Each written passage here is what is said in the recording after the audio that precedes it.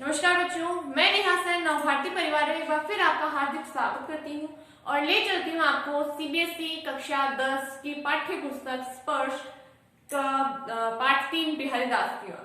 बिहारी दास के बारे में कहा जाता है, सत्सैया के दोहे जो नाविक के तीर, देखन में छोटे लगे और घाव करे गंभीर। अर्थात सत्सैया बिहारी दास जी की रचना है सत्सई, जिसके बारे में ये कहा गया है कि बिहारी दास जी की सत्सई की जो दोहे हैं वो ऐसे हैं जैसे नाविक के तीर। जैसे नाविक नाव चलाते चलाते धीरे धीरे अपने जो उसके पतवार एक तरीके से जो नाव को चलाते हैं ना, जो चप्पू जो होते हैं जिससे नाव चलाई जाती है, तो उनके सहारे से वो बड़ी से बड़ी नदियों को पार कर लेता है। तो वो नदी के ऊपर घाव करते हुए आगे बढ़ते हैं, नदी को चीरते हुए आगे बढ़ते हैं। वैसे ही जो सत्सैया के दोहे हैं वो गंभीर अर्थ देने वाले हैं। अपने जीवन में बिहारी दास ने केवल एक ही रचना लिखी थी और उसी से वह हमारे हिंदी साहित्य में अमर हो गए। तो बिहारी दास जी का जन्म परिचय पहले हम जान लेते हैं, क्योंकि हम जानते हैं कि हमें रचना पढ़ने से पहले बिहारी दास जी के जन्म परिचय, जीवन परिचय के बारे में जानना कंपलसरी है, अनिवार्य है। तो जानते हैं इनके बारे में। देखिए, बिहारी दास जी का जन्म सन 1595 में ग्वालियर में हुआ था। इनका बचपन ग्वालियर में बीता। जब ये बड़े हुए तो इनका विवाह हुआ मथुरा में, इनका ससुराल था मथुरा में। ठीक है। इनके पिता का नाम क्या था? केशव राय जी। क्या नाम था इनके पिता का? केशव राय जी। और कहा जाता है कि मथुरा में इन्होंने निम्बार्क संप्रदाय में दीक्षा ली थी। नरहरि दास जी इनके गुरु बताए जाते हैं। नरहरि दास जी के पास रहकर इन्होंने जो दीक्षा ली थी, निम्बार्क संप्रदाय में इन्होंने दीक्षा ग्रहण की थी। अंत समय में या यूं कहिए कि जब ये एक तरीके से स्वतंत्र कवियों के रूप में माने जाते हैं, हिंदी साहित्य का जो तीसरा काल आता है हमारा, हिंदी साहित्य का तीसरा काल कौन सा है हमारा? रीतिकाल। पहला कौन सा है? आदिकाल, दूसरा है भक्तिकाल और तीसरा है रीतिकाल। तो रीतिकाल के प्रमुख कवियों में से एक हमारे कौन थे? बिहारी दास जी थे। तो बिहारी दास जी जो है रीतिकाल के प्रमुख कवि माने जाते हैं। और एक प्रकार से रीतिकाल जो था वो बेस्ड था, वो आधारित था राजाओं की प्रशंसाओं के ऊपर।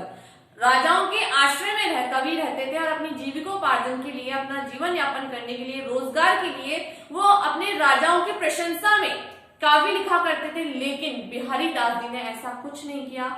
वो अपने नीतियों पर कायम रहे। उन्होंने अपनी नीतियों का पालन करते हुए, उन्हें रीतियों का ज्ञान था, उन्हें पूरे के पूरे अलंकारों का, छंदों का, शब्द शक्तियों का, यानी हिंदी का पूरा उन्हें अच्छे तरीके से ज्ञान था। लेकिन उन्होंने किसी भी राजा की प्रशंसा में वो काव्य नहीं लिखा। बिहारी दास जी के बारे में कहा जाता है कि उन्होंने स्वतंत्र रूप से सत्सैयों की रचना की। अब सत्सैया क्या होती है? देखिए, सत्सई होती है, सत्सई का अर्थ होता है 700।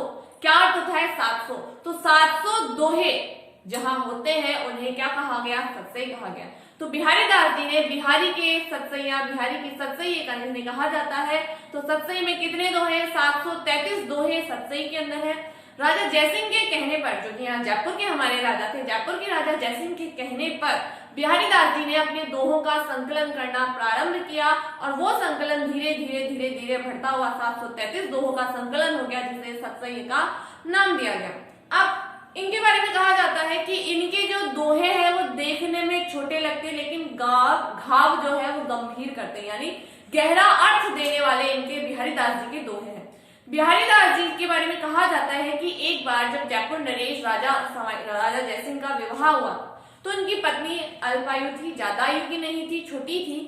फिर भी वो भोग विलास में इतने लिप्त हो गए थे कि उनकी प्रजा का कुछ ध्यान नहीं रहता। तो ऐसी परिस्थिति में जो हमारे बिहारी दास जी उन्होंने एक दोहा लिख के भेजा कि नहीं पराग नहीं मधुर मधु, नहीं पराग नहीं मधुर मधु, नहीं विकास इहकाल, अली कली ही सो बंध्यो, आगे कौन हवाल। अर्थात ऐसा फूल जिसमें, ऐसी कली जिसमें ना तो भी रस है, जो ना परिपक्व है। आप अभी से भौरा अगर उस पर लिपटा रहेगा, भौरा अगर उसके अधीन होगा, तो जब वो विकसित हो जाएगा तब क्या हाल होगा। ये दोहे को पढ़ करके जो राजा नरेश है, हमारे जयसिंह जी हैं, उन्हें ज्ञान आया, उन्हें लगा कि हाँ कुछ गलत हो रहा है और उन्होंने वापस से अपनी प्रजा को संभालना प्रारंभ कर दिया। इसलिए कहा जाता है कि गागर में सागर भरने का कार्य हमारे बिहारी दास जी के दोहों ने किए हैं। तो चलिए पढ़ते हैं बिहारी दास जी को हम। दोहा नंबर 1। दोहा नंबर 1 है, सोहत ओढ़े पीत पटु, श्याम सलोने का, मनो नीलम पर्यो प्रभात। यहाँ पर किसने, बिहारी दास जी ने इस दोहे में लिखा है कि सोहत ओढ़े पीत पटु, कि जो श्याम है, श्याम अर्थात कृष्ण, कृष्ण जो है, कृष्ण ने अपने मुंह पर क्या ओढ़ा हुआ है, पीले रंग का पीतांबर ओढ़ा हुआ है। आप जानते हैं पीतांबर कौन ओढ़ता है, पीले रंग के वस्त्र हमारे कान्हा ओढ़ते हैं, कृष्ण ओढ़ते हैं, या फिर विष्णु भगवान ओढ़ते हैं। तो यहाँ पर विष्णु भगवान के अवतार ही कृष्ण थे। तो कह रहे हैं कि सोहत ओढ़े पीत पटु, श्याम सलोने का, पहले इसके शब्दार्थ देख लेते हैं हम। सोहत यानी अच्छा लगना, पितु अर्थात पीला, पटु अर्थात कपड़ा, पटु वस्त्र को बोलते हैं पट को, ठीक है। गात यानी शरीर, नीलमणि शैल यानी नीलमणि का पर्वत, और आतपु यानी धूप।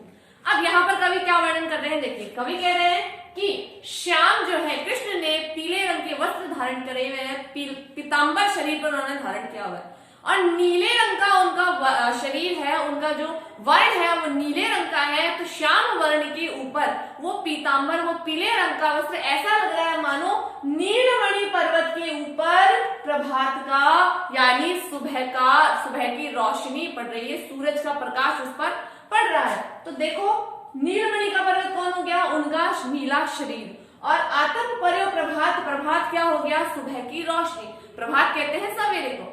तो सवेरे की रोशनी जब उनके शरीर पर पड़ी तो ऐसा लगा मानो नीलमणि पर्वत के ऊपर सूर्य का प्रकाश फैल गया। इसकी व्याख्या देख लेते हैं एक बार सप्रसंग सहित। देखिए प्रसंग आएगा इसका कि प्रस्तुत दोहा हमारी हिंदी की पाठ्य पुस्तक स्पर्श 2 से लिया गया है, जिसके कवि बिहारीदास जी हैं। यह दोहा उनकी रचना बिहारी पद से लिया गया है। इसमें कवि ने श्री कृष्ण के रूप सौंदर्य का वर्णन किया है, ठीक है। आगे है इसकी व्याख्या। इस दोहे में कवि ने श्री कृष्ण के सांवले शरीर की सुंदरता का बखान किया है, वर्णन किया है इनके सौंदर्य का। कवि के वर्णन करते हैं कि श्री कृष्ण के सांवले शरीर पर पीले वस्त्र बहुत अच्छे लग रहे हैं। ऐसा लग रहा है जैसे नीलमणि पर्वत पर प्रातः की धूप, प्रातः की किरणें, सूर्य की किरणें पड़ रही हो। यहाँ पर श्री कृष्ण के सांवले शरीर को नीलमणि पर्वत और पीले वस्त्र सूर्य की धूप को कहा गया, सूर्य की धूप को उनका पीतांबर कहा गया है, और उनके श्याम वर्ण को नीलमणि का पर्वत बताया गया है, ठीक है। अब इसमें एक चीज और ध्यान दीजिए कि यहाँ पर ये जो मनो शब्द आया है ना, ये जो मनो शब्द आया है, ये मनो शब्द उत्प्रेक्षा अलंकार का सूचक है, ठीक है। संभावना व्यक्त हो रही है या माना जा रहा है। तो जहां पर भी मनो, जनो, जनु, मनु ऐसे शब्द आते हैं वहां पर उत्प्रेक्षा अलंकार होता है। यहाँ पर देखिए प स, ठीक है। तो यहाँ पर होगा अनुप्रास अलंकार। क्यों? क्योंकि यहाँ पर प वर्ण की आवृत्ति हो रही है और यहाँ पर स वर्ण की आवृत्ति हो रही है। तो कौन सा अलंकार हो गया यहाँ पर? अनुप्रास अलंकार हो गया, ठीक है। आगे बढ़ते हैं। दोहा नंबर 2।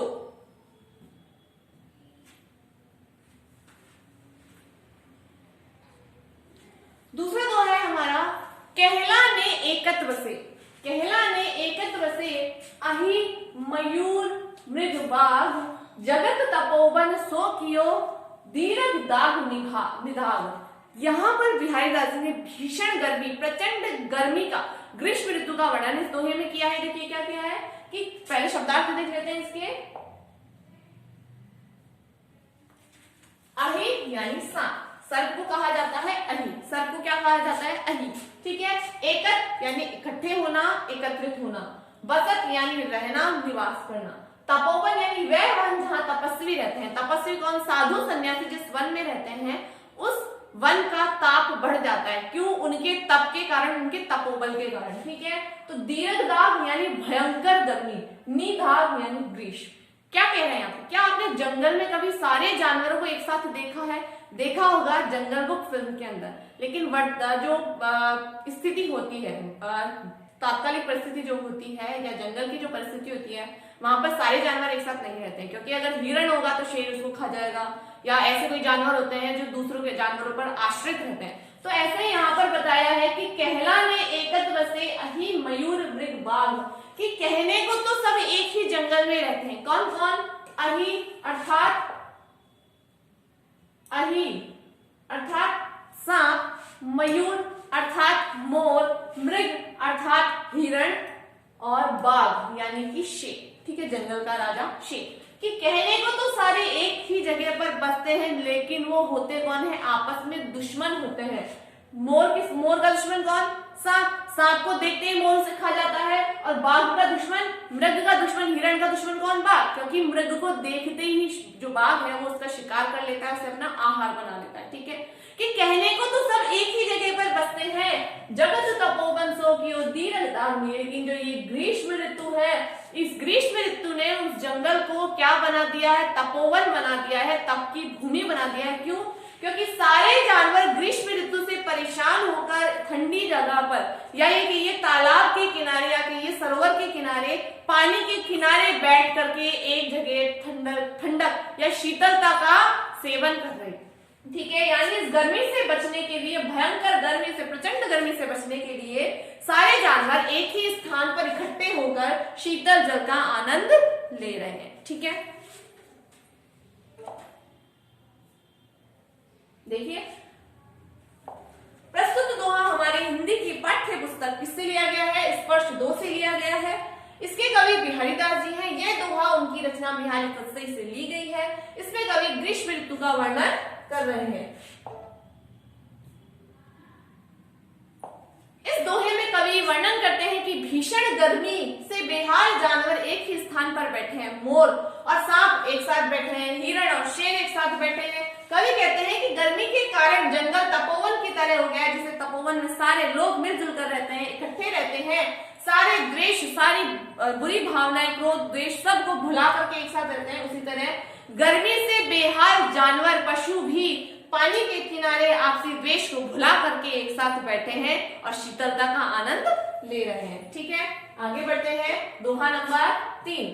ठीक है, दोहा नंबर 3 है, बतरस लालच लाल की मुरली धरी लुकाए, सोह करे भौहन हंसे देन कहे नट जाए। ठीक है, यहाँ पर गोपी है जो कि कृष्ण भगवान के साथ में क्या कर रही है, खेल खेल रही है। कैसा खेल खेल रही है कि बातों के रस के लालच में आकर के, कृष्ण भगवान की बातों के रस के लालच में आकर के कोई गोपी है जिसने उनकी मुरली को छुपा लिया, बांसुरी को छुपा लिया। अब कृष्ण भगवान जब उनसे देने के लिए कहते हैं तो वो कसम खाती है, मना करती है कि नहीं मेरे पास नहीं है। देखिए, देखते हैं, बतरस यानी बातचीत का आनंद, बतरस अर्थात बातचीत का आनंद, लाल अर्थात श्री कृष्ण, लुकाई अर्थात छुपाना, सोह अर्थात शपथ या कसम, सौगंध भी कहते हैं इसे, बहुन यानी बहुत से, हमारे जो आईब्रोज होती है ना इन्हें कहते हैं, नटी जाए यानी मना कर देना। क्या कह रही है, देखिए, बतरस लालच लाल की बातों के रस के लालच में आकर के, किसकी बातों में, लाल की अर्थात श्री कृष्ण की बातों के लालच में। कृष्ण भगवान जब बातें करते थे ना तो बहुत अच्छे लगते थे, बहुत मीठी मीठी बातें वो किया करते थे। तो बतरस लालच लाल की बातों के रस में, रस के लालच में मुरली धरी लुकाया, मुरली को छुपा के रख लिया। किसने, किसी गोपी ने। सोह करे भौहन हंसे, कि वो कसम खा रही है, बाहों के इशारों से मना कर रही है। और जब कृष्ण भगवान उन्हें देने के लिए कहते हैं तो साफ मना कर देती कि मेरे पास कोई मुरली नहीं है। अब यहाँ पर भी देखिए, ल और ला, लवर्ण की आवृत्ति हो रही है। कौन सा अलंकार हो गया यहाँ पर भी, अनुप्रास अलंकार। ठीक है, आगे बढ़ते हैं। प्रसंग वही आएगा जो हम हर बार करते हैं। व्याख्या देख लीजिए एक बार इसकी। इसमें कवि गोपियों द्वारा श्री कृष्ण की बांसुरी चुराए जाने का वर्णन कर रहे हैं। कवि वर्णन करते हैं कि गोपियों ने कृष्ण से बात करने के लालच में आकर उनकी बांसुरी को चुरा लिया है। गोपियां कसम भी खाती है कि उन्होंने बांसुरी नहीं चुराई, लेकिन बाद में बौहें घुमाकर हंसने लगती हैं, यानी बहों के इशारे, बौहें आंखों ही आंखों में वो हंसती हैं। और जब उन्हें बांसुरी देने के लिए कृष्ण बोलते हैं तो वो मना कर देती कि नहीं, हम आपको बांसुरी नहीं देंगे क्योंकि हमें आपसे वार्तालाप करनी है, बात करनी है। ठीक है, आगे बढ़ते हैं। दोहा नंबर 4। दोहा नंबर 4 है हमारा, कहत नटत रीझत खीजत, कहत नटत रीझत खीजत, मिलत खिलत लजिया, भरे भवन में करते हैं नैनन ही सब बात। अब यहाँ पर नायिका कहाँ बैठी है, नायक और नायिका। यहाँ पर आप राधा कृष्ण भी ले सकते हैं और नायक नायिका भी ले सकते हैं। तो वो कहाँ बैठे, भरे भवन में बैठे, यानी भवन के अंदर बैठे हैं। भवन के अंदर इनके अतिरिक्त परिवार के लोग भी सम्मिलित हैं, राज्य परिवार के लोग भी सम्मिलित हैं, यानी सैनिक या सेनापति, ये राजा रानी सब जने वहां पर मौजूद है। और होता क्या है कि आंखों ही आंखों में इशारे हो रहे हैं नायक और नायिका के बीच में, यानी राधा कृष्ण के बीच में आंखों ही आंखों में इशारे हो रहे हैं।